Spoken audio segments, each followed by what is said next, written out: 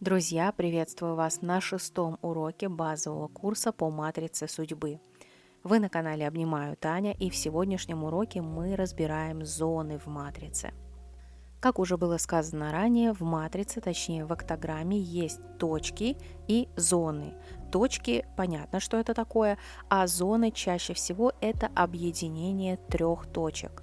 Трех рядом стоящих энергий, которые отвечают за какую-то сферу жизни человека. Энергии, которые мы подробно разобрали в прошлом уроке, в каждой из зон будут иметь свой оттенок темы зоны. Но так или иначе, свойства самой энергии никуда не деваются. Если поразмыслить и вникнуть в энергию, можно понять, как будет проявлять себя эта энергия в определенной зоне. Ну и, собственно, переходим к зонам.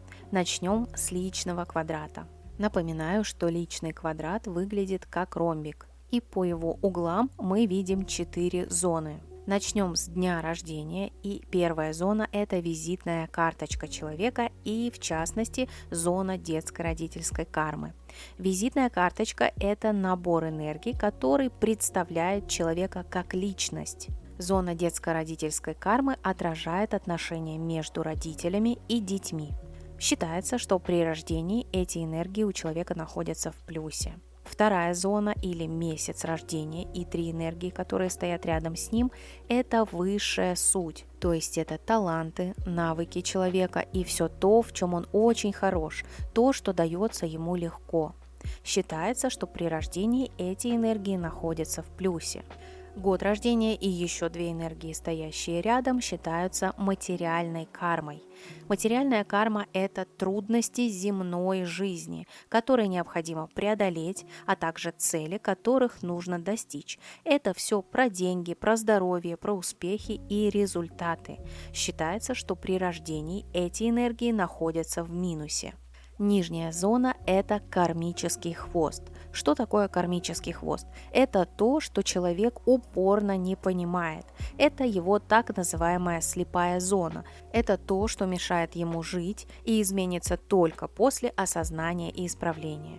Считается, что при рождении эти энергии даны в минусе.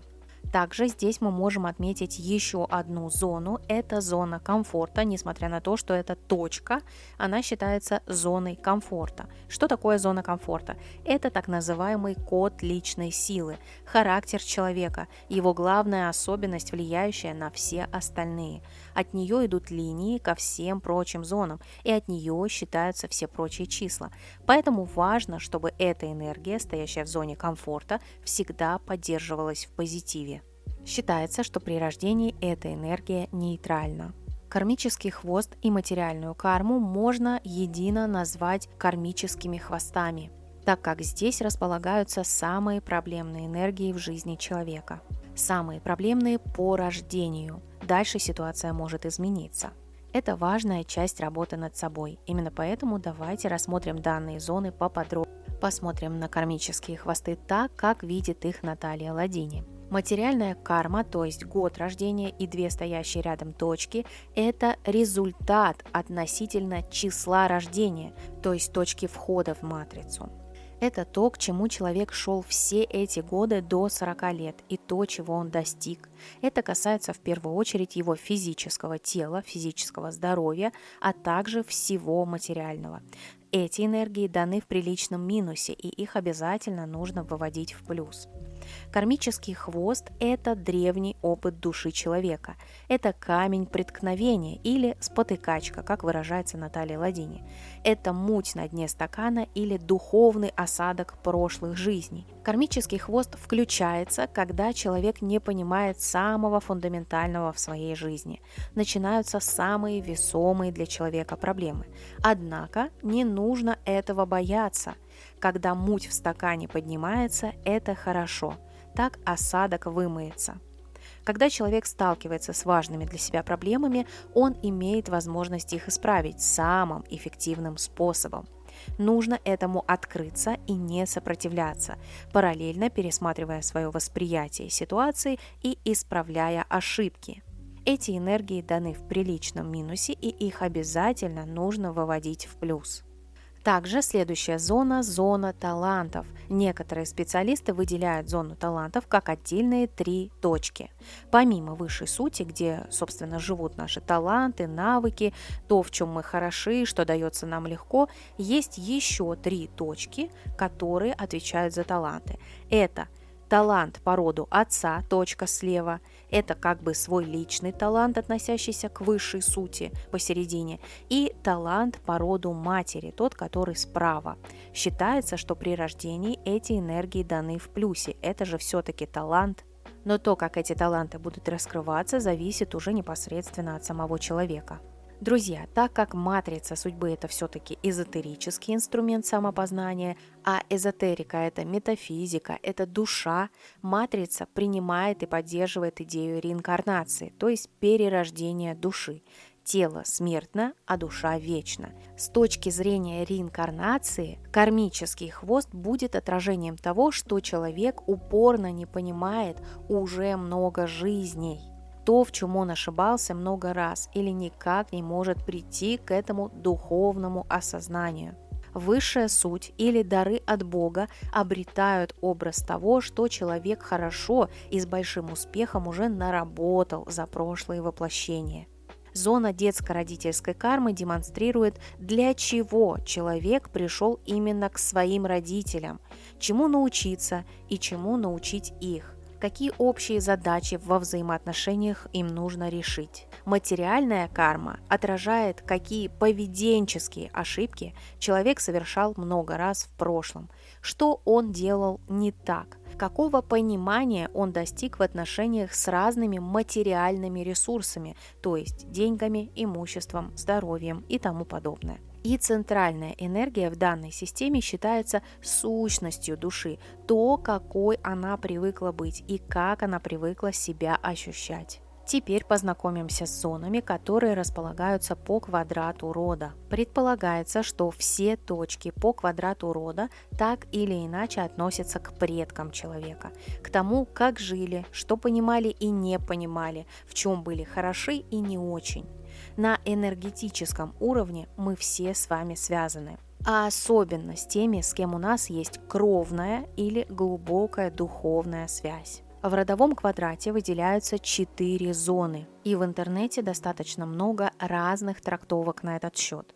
Рассмотрим некоторые из них и версию Натальи Ладини, автора метода. Также есть такое понятие, как родовые программы.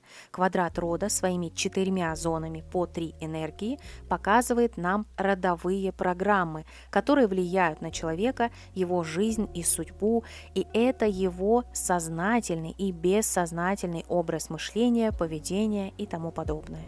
Рассмотрим то, как трактует родовые программы Наталья Ладини. Мы можем визуально поделить эти программы на верхние и нижние. Верхние программы связаны с энергиями наших ближайших родственников, то есть это наши родители, братья, сестры, тети, дяди, бабушки и дедушки. Верхние зоны или программы не имеют четкого знака плюс или минус, но проживаются скорее в минусе. Если бы они были в плюсе, у человека не было бы проблем с близкими родственниками. Нижние программы связаны с энергиями наших древних предков, дальних корней и колен рода. Нижние зоны или программы также не имеют четкого знака плюс или минус, но даются человеку скорее в плюсе, как поддержка, так как это энергия наших древних предков, хранителей рода и ангелов, которые помогают человеку.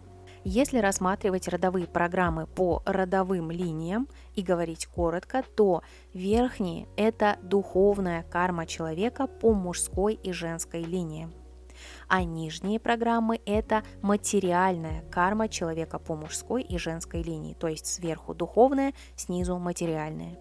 Рассмотрим родовые программы по мужской линии.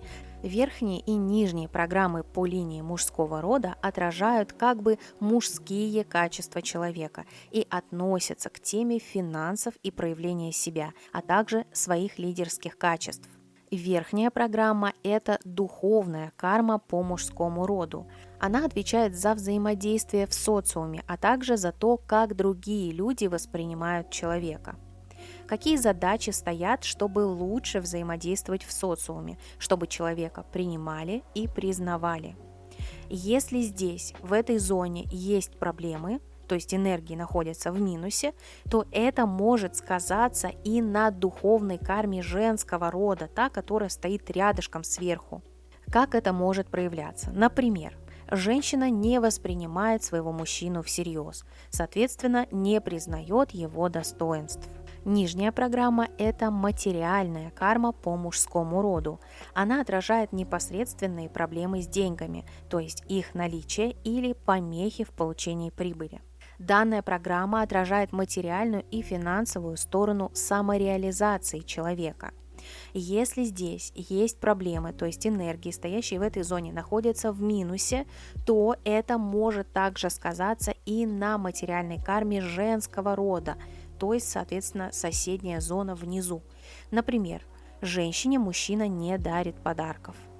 Верхние и нижние программы по линии женского рода отражают как бы женские качества человека и относятся к теме отношений, способности смягчаться, сглаживать острые углы и принимать. Снова-таки верхняя программа – это духовная карма по женскому роду.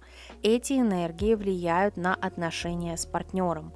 Они отражают чувственную сторону жизни человека.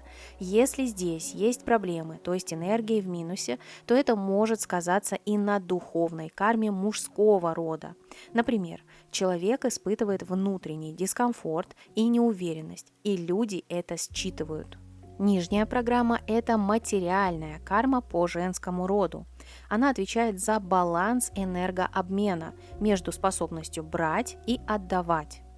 Если здесь, в этой зоне, есть проблемы, то есть энергии в минусе, то это может также сказаться и на материальной карме мужского рода. Например, человек отдает кому-то много своих сил, помогая, но взять за это деньги он боится, и когда предлагают, он стесняется и отказывается. И выделим еще несколько зон. Вспоминаем, что в октограмме матрицы есть еще и линия благополучия, на которой у нас появляются 3 новые точки. Линия благополучия проводится между внутренней точкой кармического хвоста и внутренней точкой зоны материальной кармы. И включает в себя еще 2 дополнительные зоны. Это зона отношений и зона финансов. Рассчитывается линия благополучия очень просто. По кармическим хвостам нам уже известны значения точек А и Б. А плюс Б равно С. И мы находим таким образом среднюю точку. А далее, складывая соседние точки, нам нужно просто найти серединки. А плюс С равно АС, точка АС под сердечком – это зона отношений. Б плюс С, точка БС – это зона финансов. И да, точка С объединяет зону отношений и зону финансов. И еще пара слов про каждую из этих зон. Зона отношений. Энергии в этой зоне расскажут, кто человеку может понравиться, как человек проявляет симпатию, как человек взаимодействует с партнерами, какой партнер ему попадется по жизни, какие возможны проблемы в отношениях и как их решать, ориентируясь на плюсы энергии в этой зоне и тому подобное. Все, что каким-то образом связано с отношениями, находится в этой зоне. Зона финансов. Энергии в этой зоне расскажут, как человек взаимодействует с деньгами, как он умеет ими распоряжаться, в какой сфере деятельности он может себя проявить наиболее прибыльно. Конечно же, при условии, что энергия будет в плюсе. Какие могут быть финансовые проблемы и в чем именно это может выражаться. И даже какие финансовые ситуации человек может притягивать к себе. И тому подобное. Все, что так или иначе связано с деньгами, находится в зоне финансов. Друзья, в этом уроке мы с вами познакомились с зонами в октограмме, а в следующем уроке мы разберем точки чакр.